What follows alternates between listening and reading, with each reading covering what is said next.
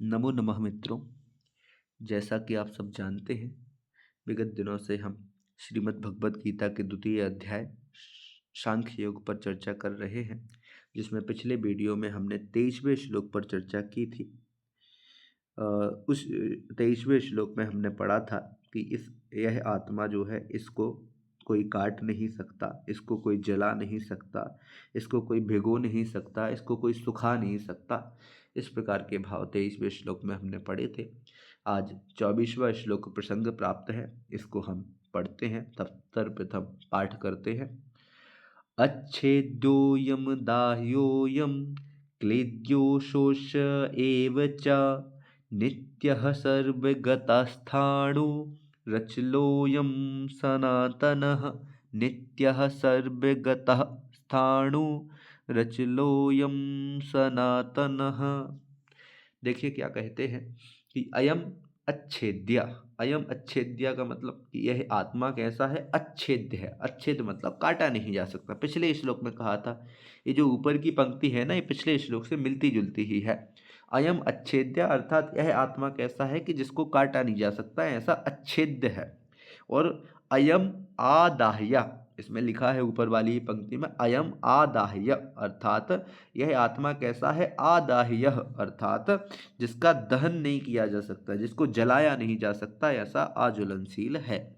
और फिर लिखते हैं अयम आक्लिद्य। आक्लिद्य का मतलब क्या होता है कि जिसको भिगोया नहीं जा सकता, ऐसा आक्लिद्य है। यह आत्मा कैसा है कि आक्लिद्य है, जिसको भिगोया नहीं जा सकता, अर्थात जिसको गीला नहीं किया जा सकता। आर्द्रीकर्तुम अशक्य, इसको बोलते हैं। फिर क्या कहते हैं, आशोष्य। यह आत्मा कैसा है, आशोष्य है। आशोष्य का मतलब कि जिसको सुखाया नहीं जा सकता। जैसे वायु होती है, वायु पानी को सुखा देती ना, वैसे इस आत्मा को नहीं सुखा सकती। ये आत्मा ऐसा है जिसको सुखाया नहीं जा सकता। तो ये चार विशेषण इसके अभी कहे। अब नीचे वाली लाइन देखना, इसमें कहा कि अयम नित्यः, और विशेषण दे रहे हैं कि यह आत्मा कैसी है। वही ऊपर वाली लाइन में तो ये बता दिया कि इस रूप नहीं है, उस रूप नहीं है, इसको काटा नहीं जा सकता, ये नहीं कर सकते, वो नहीं कर सकते। अब बता रहे किस रूप है। सत्ता का कथन कर रहे हैं। जैसे नित्यः, यह आत्मा कैसी है कि नित्य है, हमेशा रहने वाली है। सर्वगतः, सर्वगता का मतलब सर्वव्यापक। यह आत्मा सर्वव्यापक है, पूरे जगत में फैली हुई है, सर्वगतः। स्थाणु, स्थाणु का मतलब क्या होता है, स्थाणु अर्थात कि यह हमेशा स्थिर रहने वाली है, हमेशा स्थिर रहने वाली।